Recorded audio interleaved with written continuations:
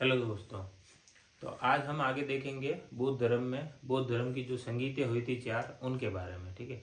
बौद्ध धर्म का जो उदय होने का कारण, बौद्ध धर्म के जो स्रोत थे वो विहित अविहित अपन कर चुके हैं। महात्मा बुद्ध के जीवन के बारे में काफ़ी कुछ जो इम्पोर्टेंट जानकारी थी वो अपन कर चुके हैं। अब अपन देखते हैं जो इम्पोर्टेंट संगीतें हैं, चार संगीतें, इनसे भी क्वेश्चन आते हैं एग्जाम में। इन संगीतों के बारे में आज देखते हैं अपन। ठीक है। सबसे पहले देखते हैं ना, चार संगीतें हुई जैसे फर्स्ट सेकंड थर्ड फोर्थ। ठीक है। फर्स्ट ये स्थान लिख दिया मैंने। समय कौन थे? अध्यक्ष, शासक, जिसके पैट्रनेज में, जिसके संरक्षण में ये संगीतियाँ हुई, और उन संगीतियों में क्या क्या हुआ वो। ठीक है। सबसे पहले देखते हैं अपन राजगिरी। पहली संगीति कहाँ हुई थी? राजगिरी में। ठीक है।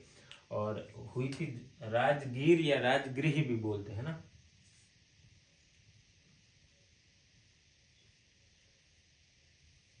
कहीं कहीं पे राजगिरी लिखा आता है तो आपको वो टेंशन नहीं लेनी, सेम ही बात है। ठीक है।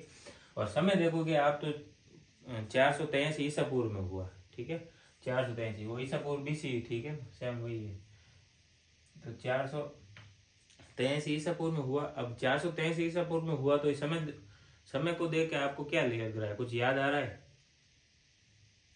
483 ईस्वी में, जब मैंने पिछला वीडियो बनाया था उसमें बताया था ना कि 483 ईस्वी में महात्मा बुद्ध का मृत्यु हुई थी। ठीक है, मतलब उनका महापरिनिर्वाण भी बोला जाता है। तो 483 जिस साल में महात्मा बुद्ध की मृत्यु हुई थी, उसी साल में पहली बौद्ध संगीति हो गई थी।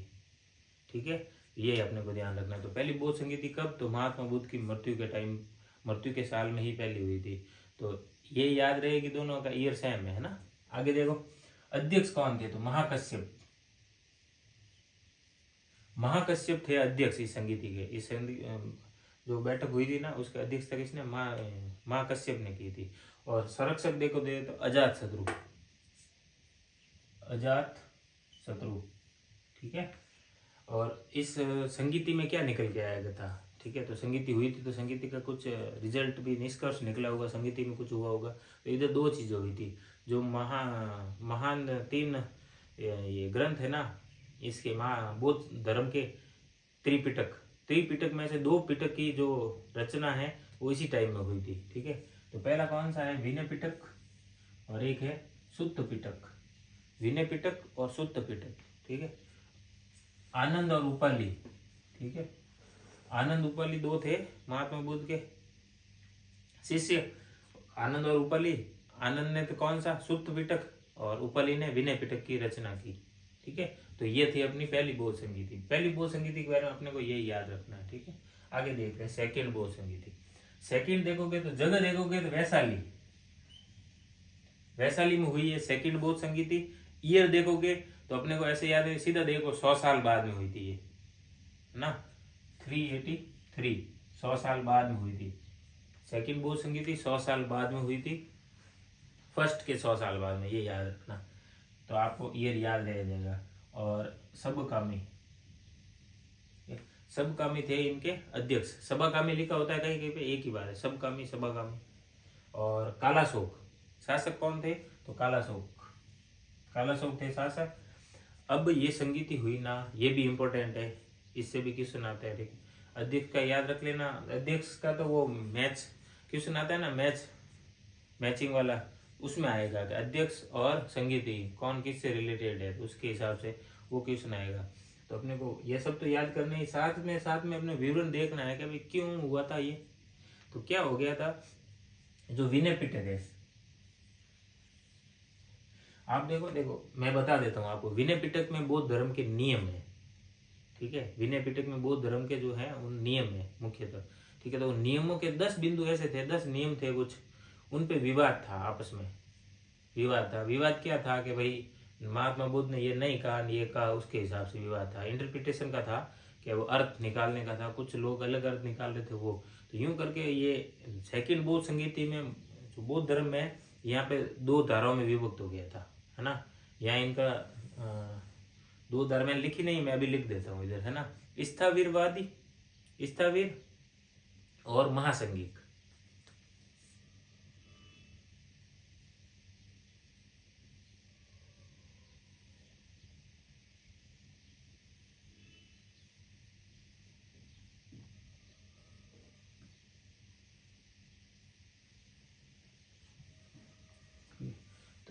यहाँ पे बौद्ध धर्म का विभाजन हो गया था, मतलब बौद्ध धर्म के जो फॉलोअर्स थे दो दो भाग में विभक्त हो गए।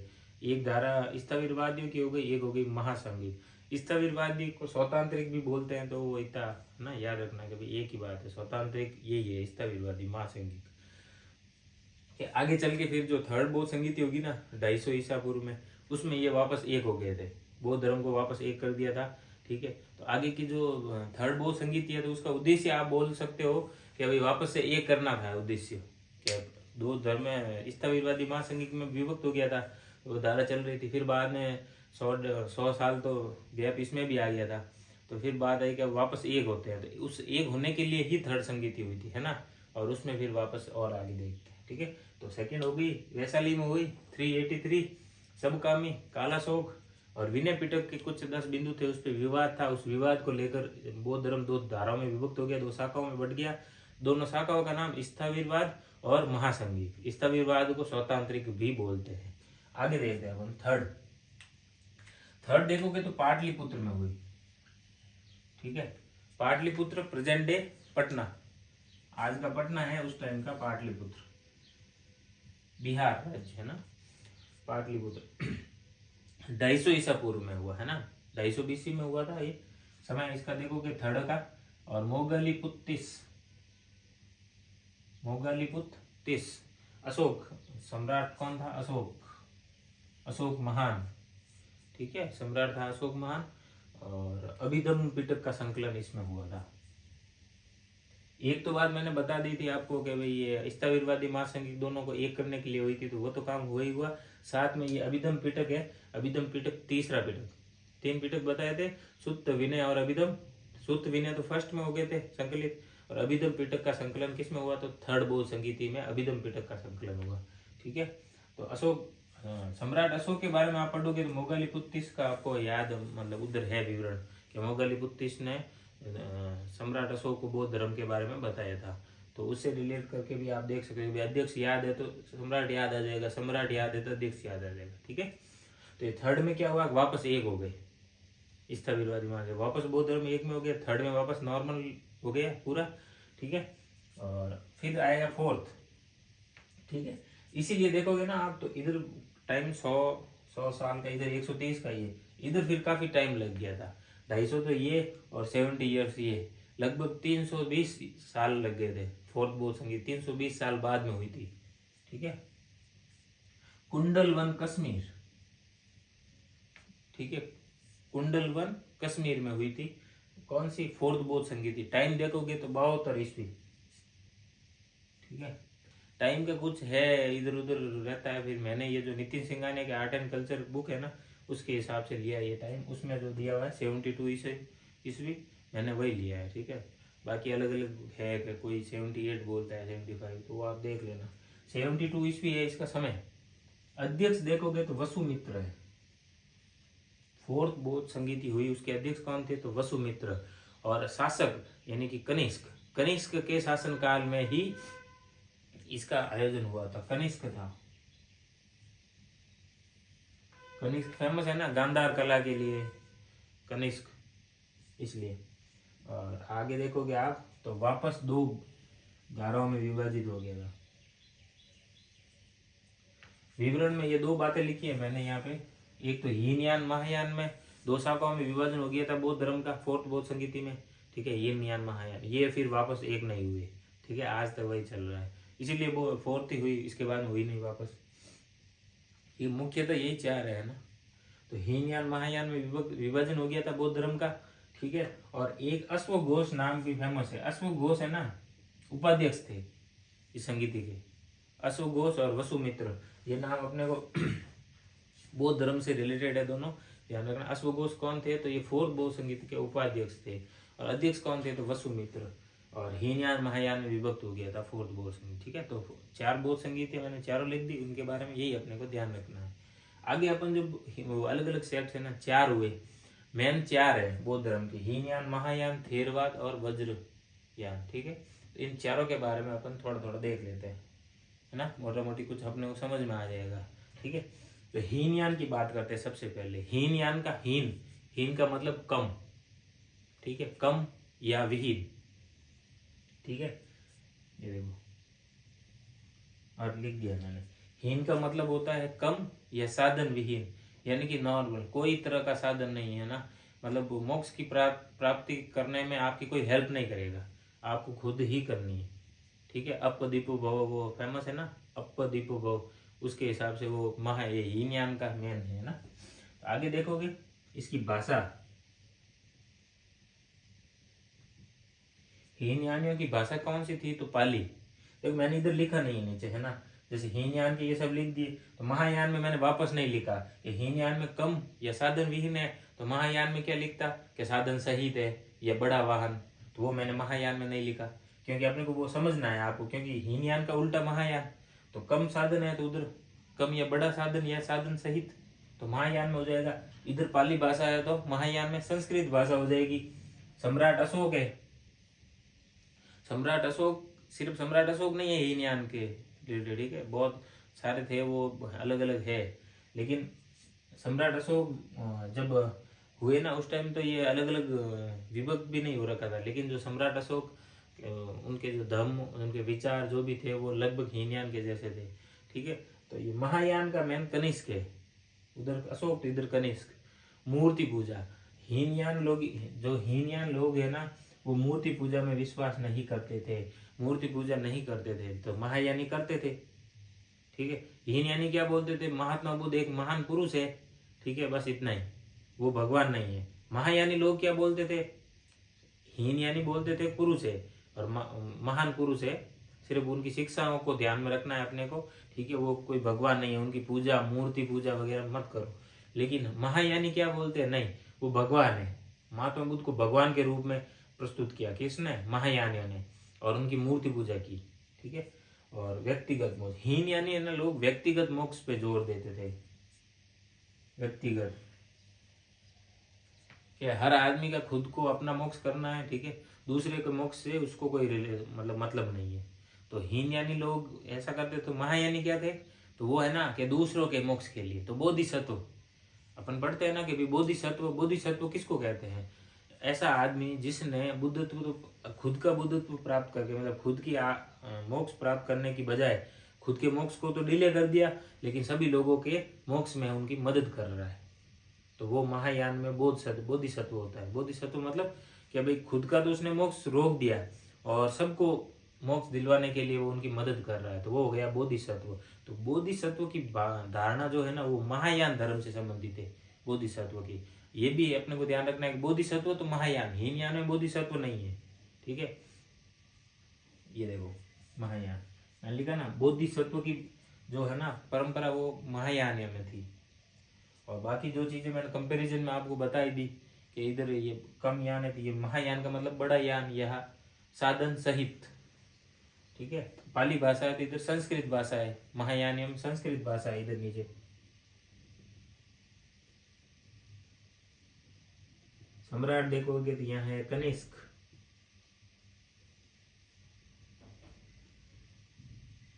ऊपर इसमें मूर्ति पूजा नहीं है तो यहाँ मूर्ति पूजा है। ये व्यक्तिगत मोक्ष की बात करते तो ये सबके,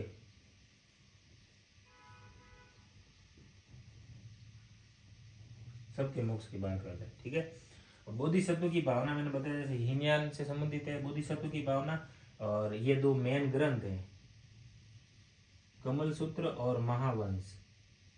ठीक है, कमल सूत्र और महावंश, ये दो नाम याद रख लेना कि महायान से संबंधित है। और मेन ये मैंने जो लिखा है ना 52.2%, ये है पूरी,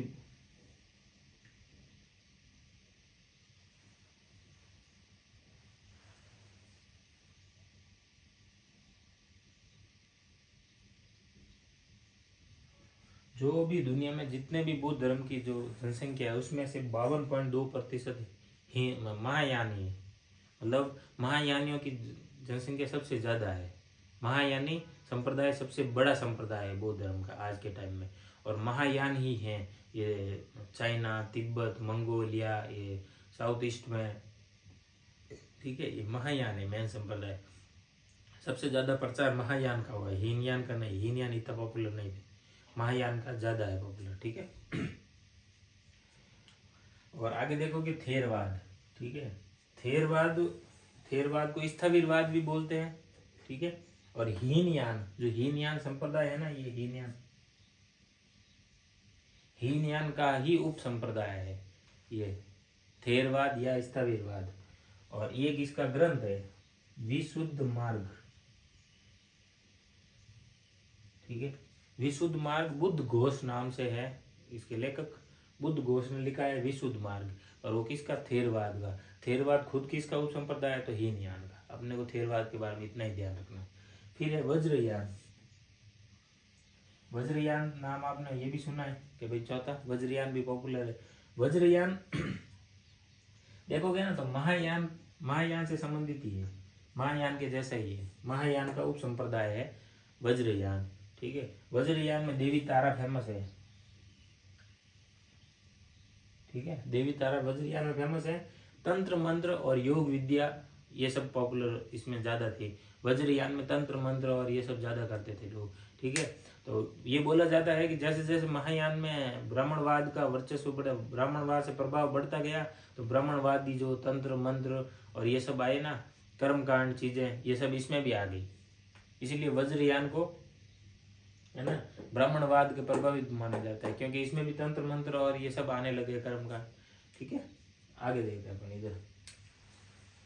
ये मैंने इधर एक्स्ट्रा लिखा है ना, कहीं कहीं पे नाम आप सुनोगे माध्यमिक और योगाचार। माध्यमिक और योगाचार ये दो नाम भी याद रखना। ये महायान संप्रदाय के ही उप संप्रदाय है, ठीक है। महायान संप्रदाय में कुछ को तो माध्यमिक बोला जाता था, कुछ को योगाचार, ठीक है। तो माध्यमिक कौन थे? माध्यमिक संप्रदाय के जो संस्थापक है वो थे नागार्जुन। ये जो नागार्जुन है, ठीक है। इन्होंने कौन सा आपको पता है? शून्यता का सिद्धांत दिया था,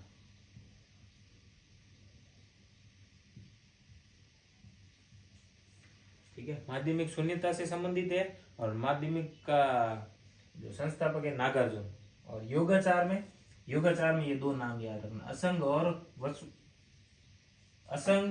और वसुबंधु, ठीक है। मैं वापस लिख देता हूँ, सही नहीं दिख रहा होगा इधर।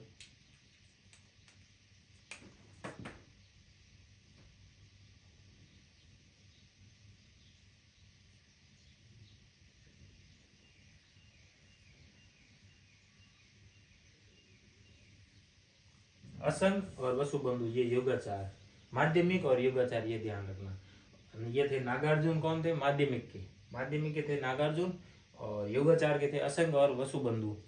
और नागार्जुन ने कौन सा सिद्धांत? शून्यता का दिया। अब एक नागार्जुन नाम